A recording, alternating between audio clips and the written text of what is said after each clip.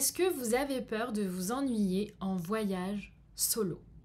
Parce que j'entends beaucoup de femmes me dire Marcy, j'aimerais trop faire comme toi, voyager, partir seule et tout, mais j'ai peur de m'ennuyer. Et donc, ça m'interroge, j'ai envie de creuser le sujet avec vous. Dites-moi en commentaire, qu'est-ce que ça veut dire pour vous s'ennuyer? Qu'est-ce que ça veut dire pour vous s'ennuyer? Vous partez voyager seul, vous avez peur de vous ennuyer, ça ressemblerait à quoi de s'ennuyer? Parce que je vais vous dire quelque chose, je vais vous faire une confidence aujourd'hui.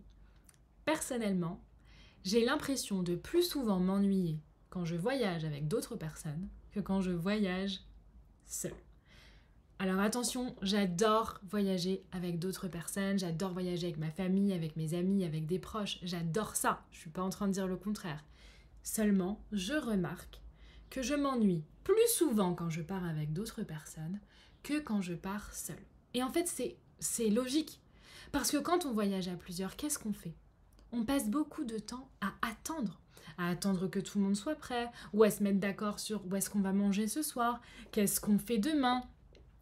Parfois, on doit faire même des compromis. C'est nous qui nous mettons un peu en retrait pour faire une activité qui fait plaisir à tout le monde, mais nous, on n'en a pas trop envie. Franchement, je suis sûre que ça vous est tous arrivé. Devant la plateforme Netflix, vous êtes en famille ou avec des amis, vous devez choisir un film. Oh my god, on met 1000 ans à choisir un film.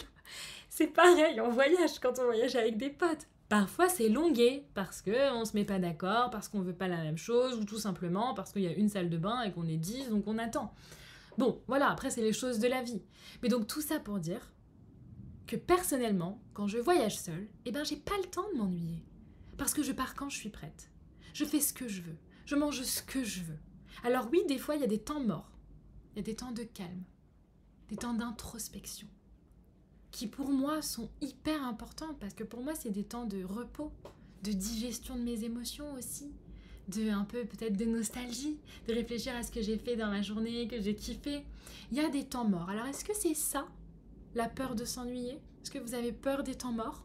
Ça pourrait d'ailleurs être un sujet de vidéo. Accueillir les temps morts quand on voyage en solo par exemple. Ou est-ce que c'est j'ai peur de m'ennuyer, j'ai peur de pas toujours savoir quoi faire, etc.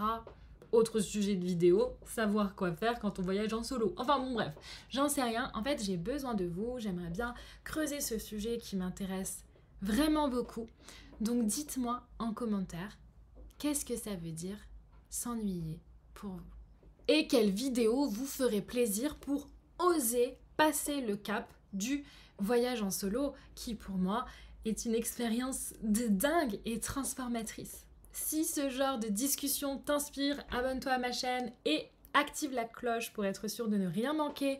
Si tu as envie de partir en solo mais que tu sais pas trop où partir, télécharge mon workbook offert. Je te mets le lien dans la description. C'est avec 5 questions et un tableau hyper fun à remplir pour t'aider à choisir la destination qui te convient à toi. Sortir des destinations à la mode ou des destinations instagrammables, une destination qui te fera vraiment vibrer toi.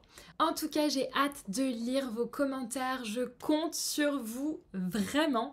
Et je vous dis à très bientôt.